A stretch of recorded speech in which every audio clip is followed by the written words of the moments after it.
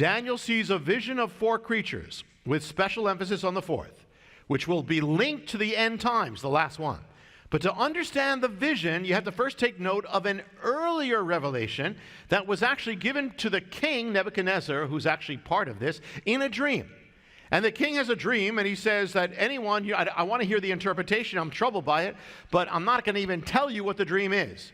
And so I'm going to see, nobody could tell him except Daniel.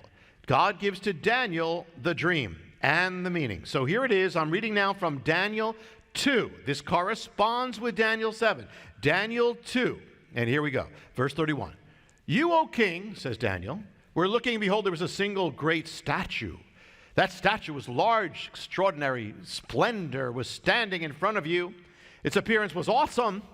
The head of the statue was of pure gold, its breasts and arms of silver, its belly, its thigh of bronze, its legs of iron, and partly of iron and partly of clay. You continue to look at it until a stone was cut out without hands, and it struck the statue on its feet of iron and clay and crushed them.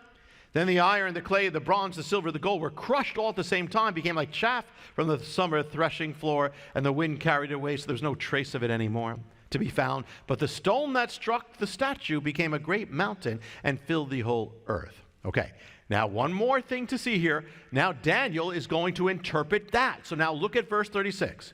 And this is so important, what you're seeing here. This was the dream. Now shall we tell its interpretation before the king? You, O king, are the King of kings, to whom the God of heaven has given the kingdom, the power, the strength, and the glory, Nebuchadnezzar. And wherever the sons of men dwell, or the beasts of the field, and the birds of the sky, he's given them into your hand, caused you to rule over them. You are the head of gold. This is Babylon. So the head of the statue, gold, is Nebuchadnezzar himself, but really representing also the Babylonian Empire. It goes on, after you, verse 39, there will arise another kingdom inferior to you. That's the kingdom of silver, inferior to gold. Then another third kingdom of bronze, it's the belly, which will rule over the earth. Then there will be a fourth kingdom as strong as iron. And now in verse 44, and in the days of those kings of the fourth kingdom, the God of heaven will set up a kingdom which will never be destroyed. So the clue here is the fourth kingdom is here now in the statue. He sees this great statue, gold, silver, bronze, and iron and clay.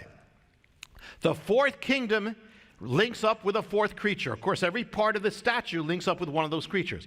The fourth one represents the horrible creature that had iron in its iron teeth, and now it's linked by iron.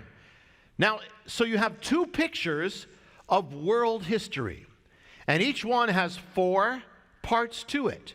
The statue shows how they're really all connected. The creatures show how they're all also unique. But they are all linked to Israel because every one of them took over Israel in some way, or came against Israel, or had something to do with Israel.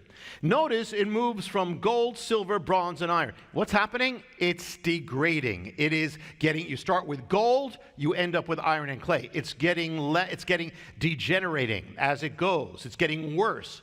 And then you have in Daniel, in the creatures, you have the last creature. He can't even describe it because it's so horrible.